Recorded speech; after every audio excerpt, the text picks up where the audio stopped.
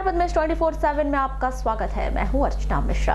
आगे बढ़ने से पहले सबसे पहले रुक करते हैं आज की हेडलाइंस पर।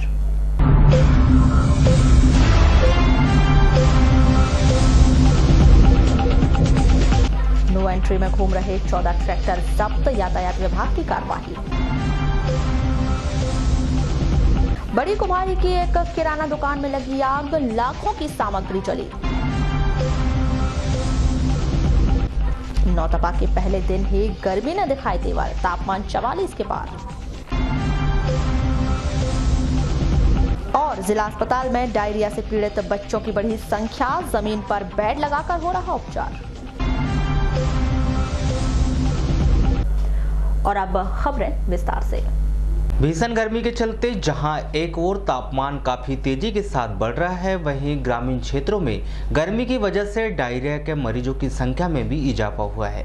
डायरिया की चपेट में सबसे अधिक नौनियाल आ रहे हैं। जिला अस्पताल में डायरिया से पीड़ित बच्चों की संख्या तेजी के साथ बढ़ रही है। शिशु वार्ड लगभग पूरी तरह से भरा हुआ है। हालात यह है कि बच्चों के लिए बिस्तरों की संख्या कम पड़ रही है। हालांकि स्वास्थ्य विभाग के द्वारा बच्चों को भर्ती करने के लिए वैकल्पिक व्यवस्था की जा रही है।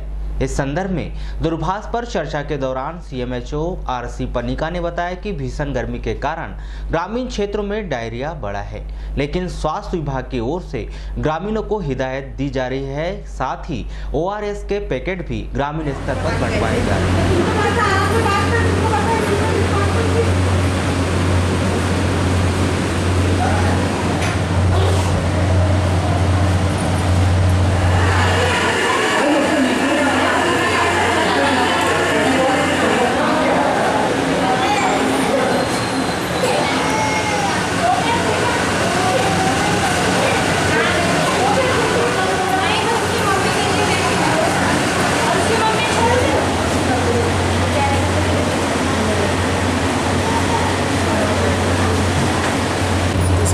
आए थे, बुखार आ रही थी, सर्दी हो गई थी, न्यूमोनिया। तो जैन साहब ने कहा अभी आराम है। डायरिया तो नहीं है? नहीं, डायरिया नहीं, न्यूमोनिया आराम है अभी आराम। बच्चे को डायरिया, उसके साथ कब भर्ती किए थे? कल हमने 4:30-5 बजे। अच्छा, कैसे जानकारी लगी आपको बच्चे को डायरिया? हॉस्पिटल गए थे, पहले घर पे वहाँ पे जांच करने के बाद पता चला कि डायरिया है। अच्छा, उल्टी दस्त हो रहे थे, अभी आ रहा। नगर मुख्यालय से सटे ग्राम बड़ी कुमारी में आज सुबह एक किराना दुकान में शॉर्ट सर्किट की वजह से आग लग गई। इस आगजनी में दुकान में रखा फ्रिज, फोटोकॉपी मशीन सहित अन्य सामग्री जलकर खाक हो गई। वहीं आग की सूचना मिलने पर मौके पर पहुंची फायर ब्रिगेड की टीम ने आग पर काबू पाया। इस घटना की जानकारी मिलने पर परसपाड़ा के पूर्व विधायक मधु भगत मौके पर पहुंचे। उन्होंने दुकान के मालिक पुरुषोत्तम की आर्थिक मदद की।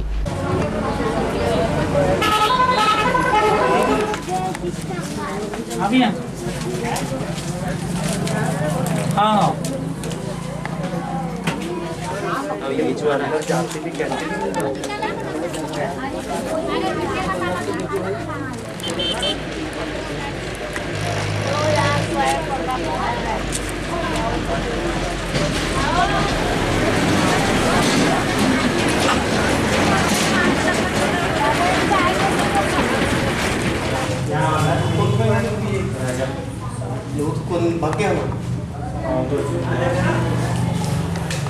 शॉर्ट सर्किट की वजह से। कितने समय की घटना है? ये सर अभी आधा पौन घंटा पहले की बात है। अच्छा, उस दौरान दुकान में कौन बैठा हुआ था? मैं बैठा था सर, और बालक वगैरह बैठा। अच्छा, तो मतलब कैसे पता चला कि आग लगी और क्या कहते हैं, मतलब एकदम से शॉर्ट सर्किट हुई सर, और अंगार गिरने की वजह से अंगार लग गई। पेपर वगैरह रखे थे। तो कितने का नुकसान हुआ लगभग? लगभग सर 10 से 12 लाख। सर पहले तो फायर ब्रिगेड को दिए। अच्छा, तो अभी आग पर काबू पा लिया गया? हाँ सर। बाकी कुछ सामान शेष बचा या फिर सारा? बहुत बचा हुआ है सर, हल्का फुल्का, नहीं तो सब बाकी। शॉर्ट सर्किट हुई और आग नीचे, यानी कि एक चिंगारी गिरी और पन्नी और पेपर था तो आग लग गई। तो सारा सामान जल के? जी, पूरा जल गया। तो सर्किट कैसे हुआ, इसका कारण नहीं जान पाया आप? सर मैं सामान दे रहा था, पर आग कैसे लगी पता नहीं, पर चिंगारी गिरी मेरे हाथ पर, यहाँ पर, बस इतना सा पता, और आग लग गई। ये बोर्ड से चिंगारी निकली? जी। उस दौरान कोई ग्राहक वगैरह थे दुकान में? जी नहीं, यानी कि बाहर बैठे थे बस घर के साथ बस। सड़क दुर्घटनाओं को रोकने और नगर की यातायात व्यवस्था को सुचारू बनाए रखने के लिए पुलिस प्रशासन द्वारा नगर में नो एंट्री का नियम बनाया गया है। इस नियम में सुबह 7 बजे से 9 बजे तक और 10 बजे से दोपहर 1 बजे तक नगर में भारी वाहनों के प्रवेश को वर्जित किया गया है। वहीं शाम 4 बजे से रात 10 बजे तक सभी भारी वाहनों के नगर प्रवेश पर प्रतिबंध लगाया गया है। बावजूद इसके भी भारी वाहन चालक नियम कानून को ताक में रखकर नो एंट्री के समय में एंट्री का नियम का उल्टा कर रहे हैं, जिसे देखते हुए यातायात पुलिस द्वारा नियम का उल्लंघन करने वाले कुछ चालकों के खिलाफ धरपकड़ कार्यवाही शुरू कर दी गई है, जिसके तहत शनिवार को यातायात पुलिस द्वारा एक विशेष अभियान चलाया गया, जिसमें यातायात पुलिस ने नो एंट्री नियम का पालन करने वाले 14 ट्रैक्टर को जब्त कर उनके मालिकों से जुर्माना वसूलने की कार्यवाही की है।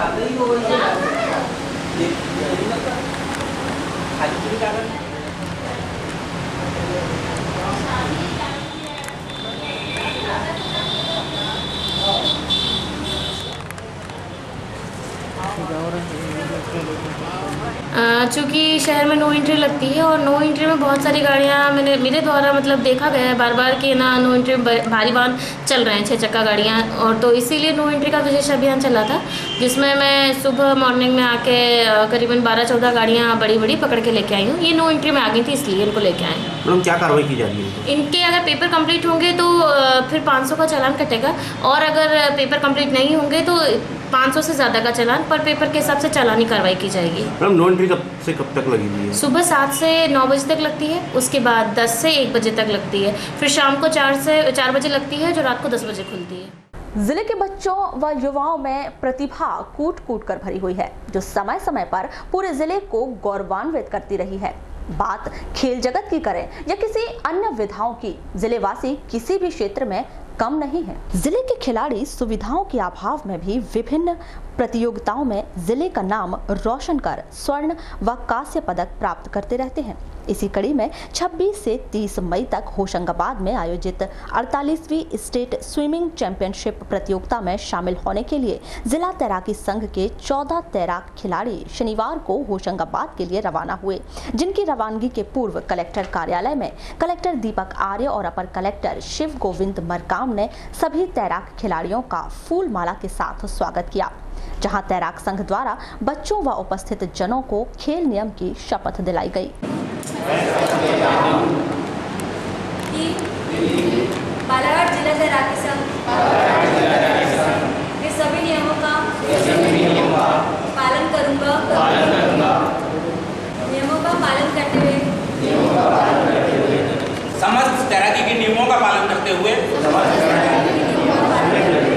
बालाघाट जिले का साथ ही प्रदेश का नाम तैराकी विधा में गौरवान्वित। वहीं तैराकी संघ के द्वारा एक बार फिर नगर में राष्ट्रीय स्तर का स्विमिंग पूल बनाने की मांग की गई है, जिस पर कलेक्टर दीपक आर्य ने हामी भरते हुए जल्द ही स्विमिंग पूल का निर्माण किए जाने का भरोसा दिलाया।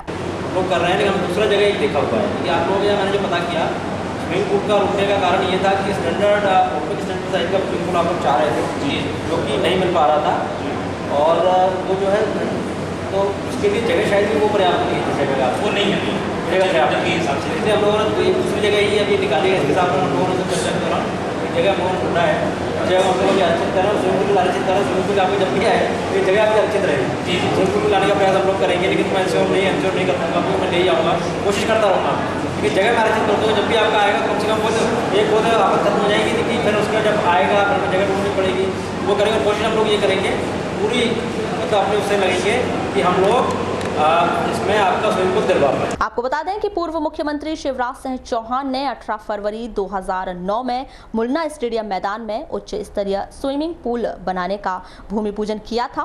खेल एवं युवक कल्याण विभाग द्वारा बनाए जाने वाले इस राष्ट्रीय स्तरीय स्विमिंग पूल का निर्माण 1 दशक बीत जाने पर भी नहीं कराया गया है, जिसके चलते यहाँ तैराक विधा का गुर सीखने के लिए बच्चे बजरंग घाट में जाते हैं, जहां तमाम असुविधाओं के बावजूद भी तैराकी विधा सीखकर विभिन्न प्रतियोगिताओं में बालाघाट का नाम रोशन करते हैं। 48वीं state swimming championship Madhya Pradesh राज्य तैराकी प्रतियोगिता जूनियर सब जूनियर बालक बालिका ग्रुप की जो होशंगाबाद में 26 तारीख से 30 तारीख तक के बीच में आयोजित है। इस राज्य स्तरीय तैराकी प्रतियोगिता के लिए बालाघाट जिला तैराकी संघ की तरफ से 14 बच्चों को चयनित किया गया है और ये 14 बच्चे आज रात्रि में बस के द्वारा होशंगाबाद के लिए रवाना होंगे और कलेक्टर साहब के द्वारा आज यहाँ कलेक्ट्रेट में इन सभी बच्चों का उत्साहवर्धन करने के लिए और अच्छा प्रदर्शन करने के लिए उन्हें संबोधित किया गया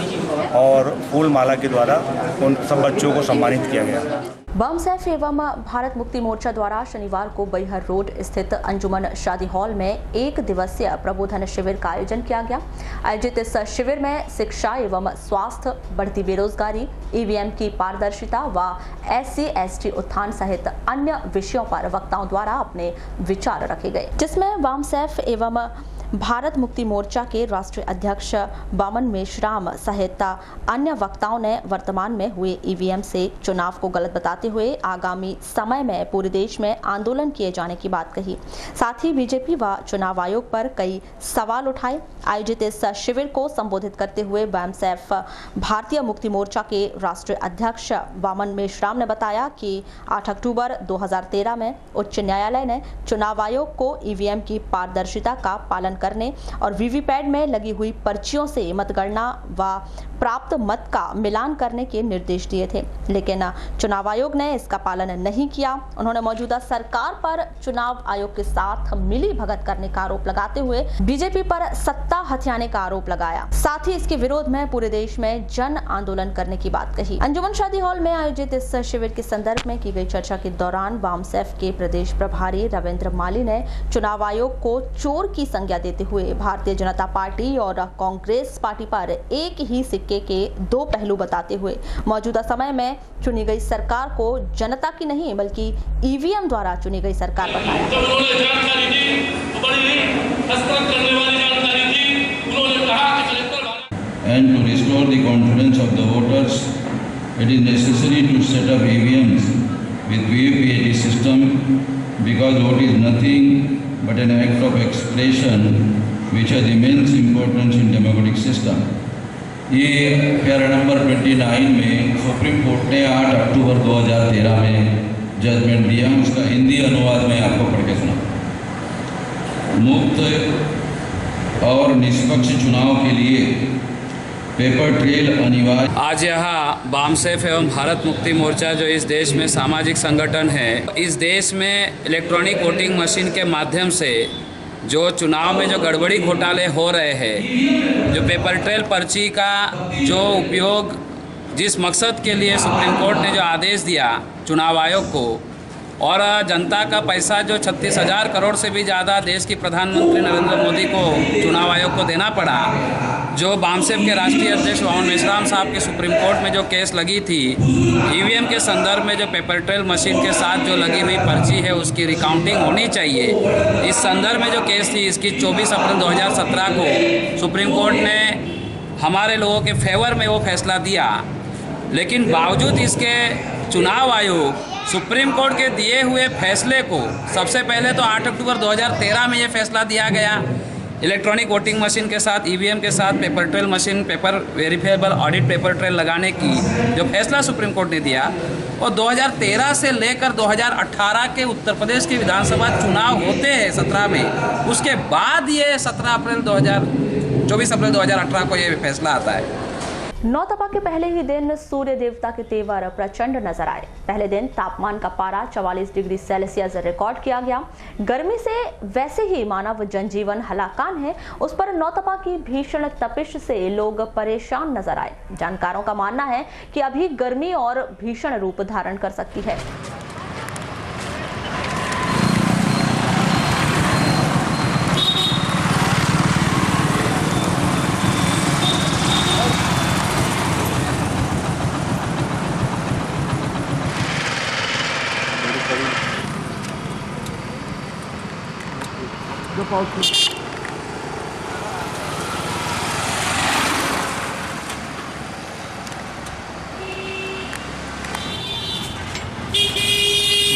पहला दिन जिला मुख्यालय से करीब 6 किलोमीटर दूर स्थित ग्राम पंचायत बड़ी कुम्हारी के वार्ड नंबर 2 तेली मोहल्ला में पेयजल समस्या से लोग परेशान हो रहे हैं। इसकी शिकायत उन्होंने सरपंच सहित जिला प्रशासन को भी की है, लेकिन समस्या का समाधान नहीं हो रहा है। उन्होंने फिर जिला प्रशासन से मांग की है कि वे मानवीय संवेदनाओं के मद्देनजर इस दिशा में सार्थक प्रयास करें। पद्मेश न्यूज टीम ने वहां के पीड़ित ग्रामीणों से चर्चा की। आइए देखते हैं क्या कहते हैं ग्रामीण।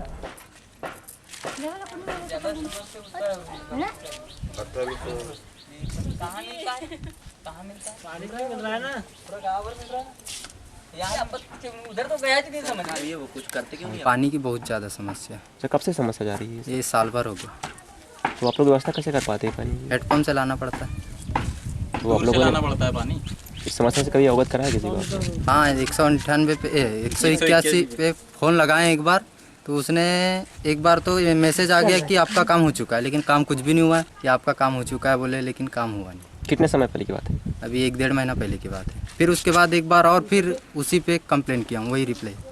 और वो बार बार आते जाते हैं कि आप अपना वापस ले लो, कंप्लेन वापस ले लो करके। लगभग कितने लंबे समय से आप लोग इस समस्या से परेशान हैं? 1 साल, 1-1.5 साल। 1-1.5 साल से ज़्यादा। यहाँ के स्थानीय जनप्रतिनिधि इस ओर ध्यान नहीं दे रहे? नहीं, उनका वो कोई ध्यान नहीं दे रहा। इनकी शिकायत आपने कभी की नहीं? किया वो तो, उनको तो हमेशा ही मालूम रहता है कि इस मोहल्ले में हमेशा ही प्रॉब्लम है करके, लेकिन कुछ करते नहीं। आते देखते हैं और चले जाते हैं। बस यही है कि वोट के समय भर आते हैं कि भैया हमको वोट दे दो।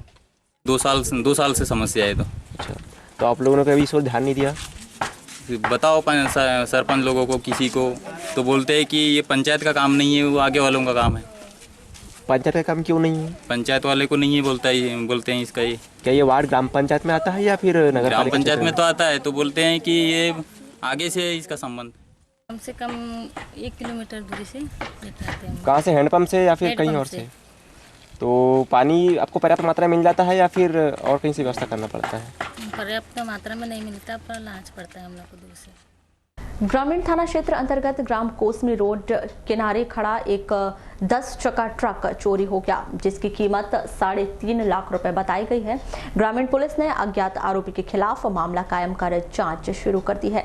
इस मामले की रिपोर्ट कोसमी निवासी यशवंत नाथ चकोरे द्वारा दी गई है। पवित्र माह रमजान में इबादतों का दौर बदस्तूर जारी है। रमजान शरीफ के इस मुबारक मौके पर जिला मुख्यालय सहित अन्य ग्रामीण अंचलों की मस्जिदों व मदरसों में मुस्लिम संगठनों द्वारा रोजाना ही रोजा अफ्तार कार्यक्रम का आयोजन किया जा रहा है। इसी कड़ी में शनिवार को स्थानीय जामा मस्जिद परिसर में मंसूरी वेलफेयर सोसाइटी की जानिब से रोजा इफ्तार कार्यक्रम का आयोजन किया गया।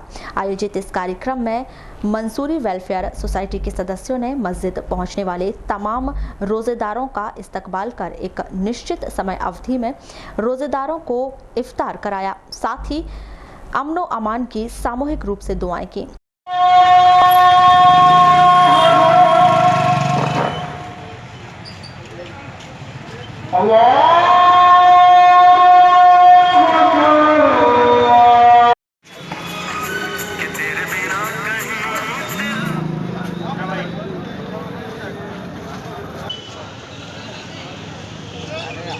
पहले आ जाओ थोड़ा जल्दी।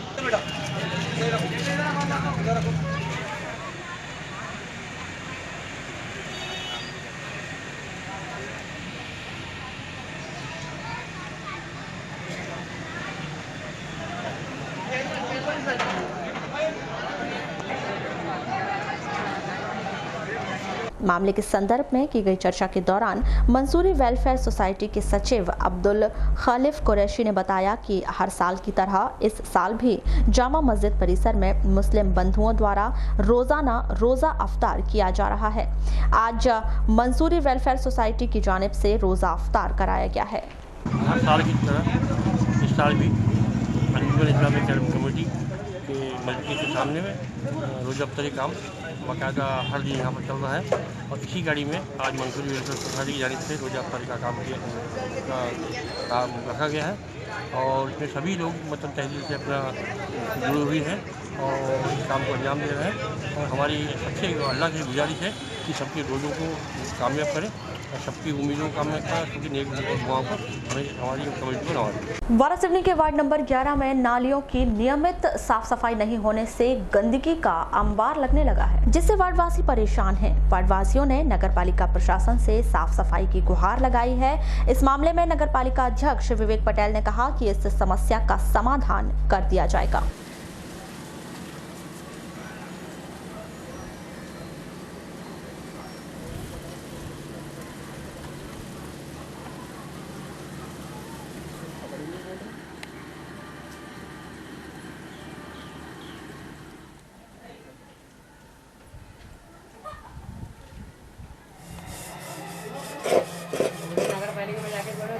देख सकते कि क्या है ना क्या नहीं है।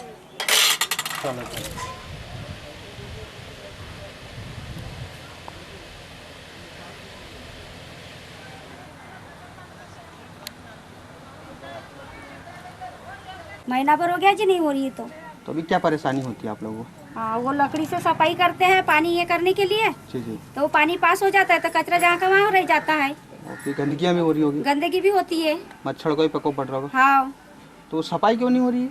मालूम नहीं जी, पार्षद वगैरह कोई आके नहीं देखते। तो कोई आ भी नहीं रहा है? नहीं आ रहे। और जैसा अगर सफाई करने आते भी हो तो फिर किस तरह सफाई करते हो लोग? हाँ, थोड़ी देर सफाई करते हैं, 2-4 डूंग निकाल देते फिर चले जाते हैं। जैसे कि वैसी हो हाँ, जैसे की वैसी हो जाती है गंदगी। तो महीना 1.5 महीना से नहीं होती और कभी अगर हो भी गई बाद में तो 8-8 15 दिन पूरा कचरे का ढेर पड़ा हुआ रहेगा, न कभी दवाइयों को उपयोग होता कुछ नहीं। उसको उठाया नहीं जाता, फिर वहीं के वहीं फिर से नाली में ही चले जाता है। पूरी जाम की स्थिति बनी हुई है। बस जाम की स्थिति बनी हुई है और मच्छर से तो आदमी अगर बाहर बैठना चाहे तो वो भी बैठ नहीं पाता क्योंकि मच्छर इतने परेशान है बहुत ज़्यादा। कभी दवाई कम से कम 6 महीना से ऊपर हो गया कि आज तक दवाई यहाँ डली ही नहीं। सफाई भी नहीं हुई है, दवाई को छिड़काव भी नहीं किया जा रहा है, जिससे मच्छरों का प्रकोप बढ़ रहा है बहुत ज़्यादा और फिर नई सारी बीमारियां भी होने का भी प्रकोप करना है। क्या मांग करना चाहते हैं? हम ये चाह रहे हैं कि हर हफ्ते के सफाइयाँ होती रहे, दवाइयाँ डलते रहे नदियों के नालियों में। यानी ये मान के चलकर सरकार जो चली स्वच्छता अभियान चलाने का पर यहाँ पे पलिका लग रहा है, गंदापन लगता है। यहाँ कभी आते हैं पार्षद या नगर पालिका कोई परिषद? नहीं, पार्षद तो कभी ढूंढ कर नहीं देखती। इस साइड नहीं आई? नहीं, इस साइड आती ही नहीं। बुलेटिन के अंत में एक बार फिर नजर डालते हैं आज की हेडलाइंस पर।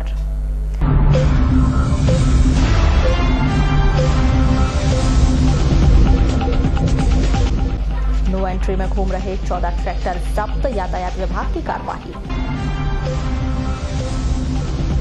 बड़ी कुमारी की एक किराना दुकान में लगी आग, लाखों की सामग्री जली। नौतपा के पहले दिन ही गर्मी ने दिखाई तेवर, तापमान 44 के पार। और जिला अस्पताल में डायरिया से पीड़ित बच्चों की बढ़ी संख्या, जमीन पर बेड लगाकर हो रहा उपचार। तो ये थी अब तक की खास खबरें। अगले न्यूज बुलेटिन के साथ फिर मुलाकात होगी, तब तक के लिए नमस्कार।